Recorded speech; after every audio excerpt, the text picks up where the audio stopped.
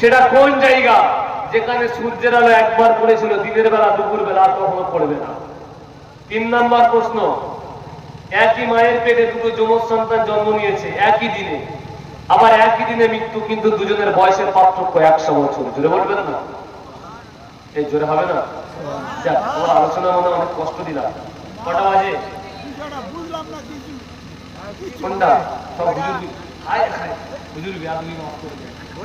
11:30 time ছিল ভাই, 12:30, 1:45 বেজে গেছে। আল্লাহর রাস্তায় মাফ করে। এই কি আলোচনায় কষ্ট পেয়েছেন? কি কষ্ট পেয়েছেন? খোদার কসম বলছি, যদি এই বলার জন্য কেউ কষ্ট পেয়ে থাকেন, আমি দাবি নয়। কেন? শরীয়তে তলোয়ার এত ধারালো, যদি মারুফের বাপ আসে না কেটে দেবো। কি বললাম? মারুফের বাপ এলে কাটবো, মা এলে, যে মা গর্ভে রেখেছিল 10 মাস 10 দিন, সেই মায়ের কথা বলছি। যদি আমার জনম দুঃখিনী মা ওই তলোয়ারের তোলা আছে না, তলোয়ারে পড়ে গেলে আমার মাকে আমি ছাড়বো না। নিজের গর্দান নিলে তো আগে কাটবো। তুমি কোন সাজে তোমার ছেড়ে দেবো?